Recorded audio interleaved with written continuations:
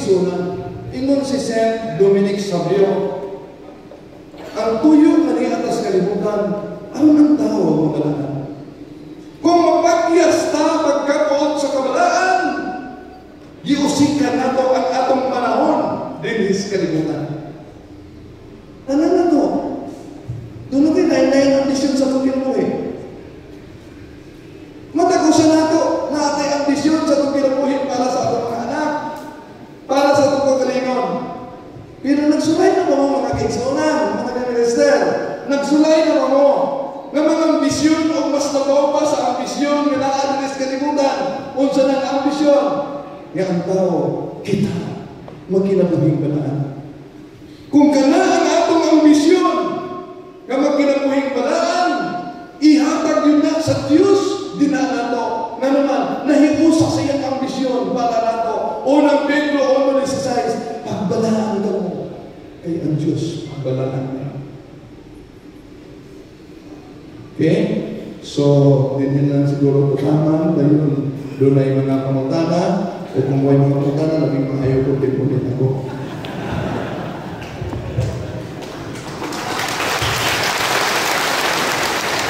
Ato mga pasalamatan ang Ginoo sa presensya ni Brad Wendell sa iyang pagkikambit may tungod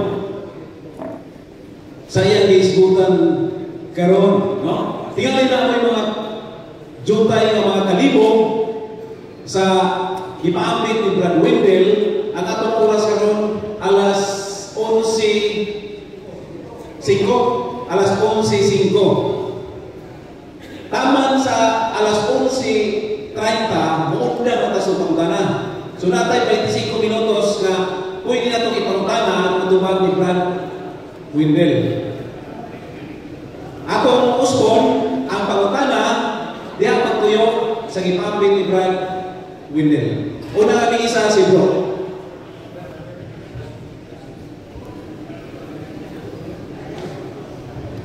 May magandang na Bro, pagkutan pero diya sa balay na nabuyo ako na lang akong asawa.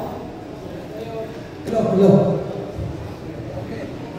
Wala may makrosaryo tulungan kay wala may matulog kay kanila hindi ko lang na naglikay ka sa disturbo ang tulog sa ako nagalaay mo hindi dito sa silong ang asawa ko sa aso kaya may nakrosaryo sa matag adlaw ako schedule sa nakrosaryo matag alas 3 sa kataon ang asawa naglabi ng nakrosaryo siya kung sa may naban na epektual na ang giingon ni Father Jose Francisco Sequia, ang Chief Exorcist sa kinini ang Archdiocese of Manila, mas maayo yun na magdungan ang pamilya na magrosaryo.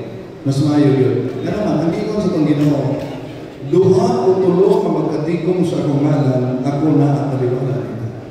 So sa ato pa, ingon si Father Sequia, kung ang magtiayon magrosaryo,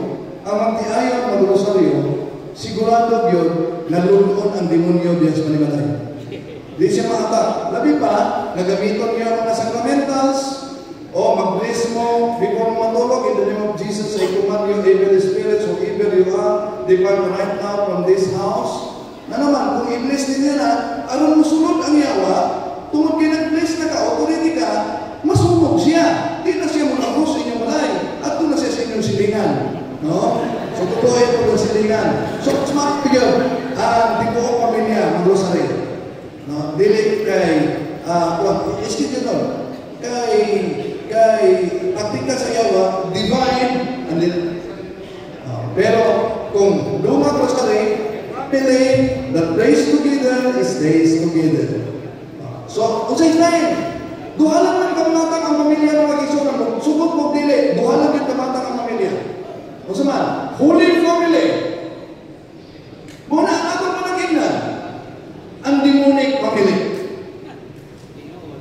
Holy Family, kung ang kalinaw sa pamilya, naadihan ang sign, mabalaan ang inyong pamilya. Pero naagani ang away, naagani ang sininggahay, under ang pamilya. Gubala, pray the rosary, together. Pag-inisa, So mas maayo na. Salamat, Brother Brad.